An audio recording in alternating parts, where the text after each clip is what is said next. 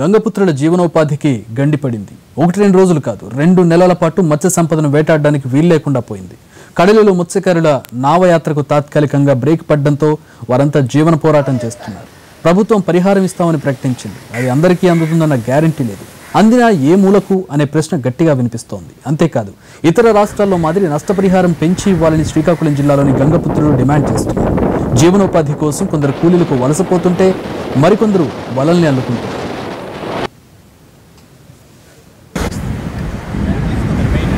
ఏపీలోని సముద్ర తీర ప్రాంతంలో 61 రోజుల పాటు చేపల వేటను నిషేధిస్తూ ప్రభుత్వం ఉత్తర్వులు జారీ చేయడంతో మత్స్యకారుల కుటుంబాలు ఆకలి కేకులు వేస్తున్నాయి.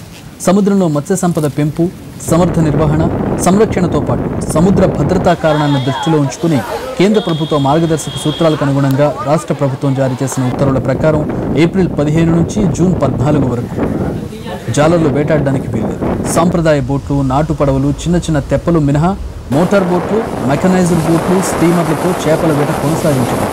నిబంధనలు అతిక్రమిస్తే జరిమానా తప్పదని మత్స్యశాఖ హెచ్చరిస్తోంది.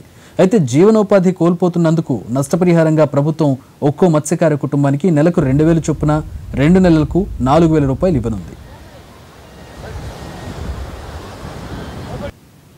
నిషేధం అన్నది చేపల ఉత్పత్తికి, పునరుత్పత్తికి గుడ్లు పెట్టి అవి మళ్ళీ సంతానం చేసి అవి మళ్ళీ పెద్ద అవ్వడానికి ఉపయోగిస్తాయి. దీనివల్ల మనం ఇది గత 5-6 సంవత్సరాలు బట్టి కూడా మనం అమలు చేస్తున్నాము. దీనికి సంబంధించి బడ్జెట్ ఈ నెల రిలీజ్ అవుతుంది. రిలీజ్ అయిన వెంటనే మరుక్షణమే వారి ఈ beneficiary account number, Aadhaar number అన్నీ తీసుకున్నాము. IFSC కోడ్ వాళ్ళ బెనిఫిషియరీ అకౌంట్కే డైరెక్ట్గా క్యాష్. శ్రీకాకుళం జిల్లాలో 193 కిలోమీటర్ల సముద్ర తీరం ఉంది. ఇచ్చాపురం, కవిటి, సోంపేట, మందస, వజ్రపు కొత్తూరు, సంతబొమ్మాళి, గారా, శ్రీకాకుళం రూరల్, రణస్థలం మండలాల్లో 104 తీర గ్రామాలున్నాయి. ఈ గ్రామాల్లో 45,000 మంది చేపల వేటపై ఆధారపడి జీవనం సాగిస్తున్నారు. జిల్లాల్లో 1,200 ఇంజిన్ బోట్లుంటే ఒక్కో బోటుపై 6 చొప్పున 7,200 మంది వేటకెళ్లేవారు. సర్వే చేసి వీరందరి బ్యాంకు ఖాతాల్లో నష్టపరిహారం జమ అయ్యేలా చూస్తామంటోంది ప్రభుత్వం. అయితే శ్రీకాకుళం జిల్లాలో సంప్రదాయ బోట్లు, నాటు పడవలు, తెరచాపలు, తెప్పల మీద చేపలను వేటవాడేవారు మరింత మంది ఉన్నారు. సంప్రదాయ మత్స్యకారులు వేటకు వెళ్లడంపై ప్రభుత్వం నిషేధం విధించలేదు. అయితే మత్స్య సంపద పునరుత్పత్తి దృష్ట్యా సంప్రదాయ జాలర్లు వేటను స్వచ్ఛందంగా నిలిపేశారు. అయినా సరే ప్రభుత్వం వీరికి నష్టపరిహారం చెల్లించదు. దీంతో వీరి కుటుంబాలు ఆకలికి అలమటిస్తున్నాయి.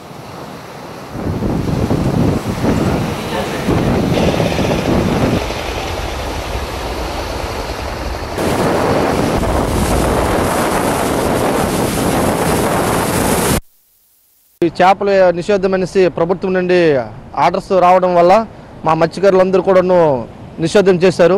ఈ టైంలో ఈ 2 నెలల్లో చేపలు పిల్లలు పెట్టడం వల్ల ఆ పిల్లల ఇబ్బంది అనేసి నిషేధం ప్రభుత్వం ఆర్డర్స్ వచ్చిన తర్వాత మా బోట్లు అన్నీ మెరక్కి పెట్టేసి ఒడ్డు మీద పెట్టేశారు. కానీ నిషేధం వాళ్ళని గౌరవిస్తున్నాం, కానీ ప్రభుత్వం నుండి మాకు ఎటు రావట్లేదు. ఎందుకంటే ఈ 2 నెలలు మేము చాలా జీవనోపాధి పోతున్నాం. ఎందుకంటే ఇప్పుడు మాకు ప్రైవేట్ జాబులు కానీ గవర్నమెంట్ జాబులు కానీ ఎట్లేవు. ఈ సముద్రంలో యాడ్ చేసుకొని ఈ బతుకున్న వాళ్ళమే అరందా పెద్ద పెద్ద బోట్లు వచ్చి వాళ్ళు తీసుకుని వెళ్ళిపోవడము, మాకు ఈ బోట్లలో చిన్న చిన్న పడవల మీద చేపలు లేపడం ఈ 2 నెలలు నిషేధం చేయడం వల్ల చాలా ఇబ్బంది పడుతున్నాం. యాడ్ కావట్లేదు, మా గవర్నమెంట్ తరఫున ఏటు రావట్లేదు, ఇబ్బంది పడుతున్నాము. ఇంజిన్ బోట్లలో వచ్చి నైట్ బాగాను యాడ్ చేసుకుని వెళ్ళిపోతున్నారు. మా పరిస్థితి పట్టించుకోవట్లేదు గవర్నమెంట్. చిన్న తెప్పల మీద ఏటకెళ్తున్నాము. ఏటకెళ్తే మాకు చిన్న తెప్పలో మాకేం దొరకట్లేదు. చాలా ఇబ్బందులకు మేము గురైపోతున్నాం. మాకు ఇంత మునిపేటంటే సీఎం మాకు నూనెలు ఇచ్చాడు, తెప్పలు ఇస్తామని వచ్చి అది చూపించాడు, కానీ మాకు తెప్పలు ఇవ్వడం లేదు. ప్రతి ఒక్క జిల్లాకు కూడా అది పేమెంట్ అందుతున్నది. మా ఊరికి వచ్చేమి ఏది కూడా రూపాయి ఆధారం లేదు. ఇబ్బందులకు గురైపోయి అలాగా ఉన్నదో లేదని పెట్టుకోకంట. గతేడాది మత్స్య సంపద వేటపై నిషేధం విధించినప్పుడు ప్రభుత్వం శ్రీకాకుళం జిల్లాలో 700 మందికి పరిహారం చెల్లించలేదని ఓ వాదన ఉంది. సాంకేతిక లోపాలను సరిచేసి లబ్ధిదారుల ఖాతాల్లో పరిహారం జమ చేస్తామంటున్నారు అధికారులు. అప్పటి మొత్తంతో పాటు ఈ 7 నష్టపరిహారం పెంచాలని డిమాండ్ చేస్తున్నారు మత్స్యకారులు. నెలకు 2,000 రేషన్ బియ్యంతో కుటుంబ పోషణ కష్టమంటూ ఆవేదన వ్యక్తం చేస్తున్నారు.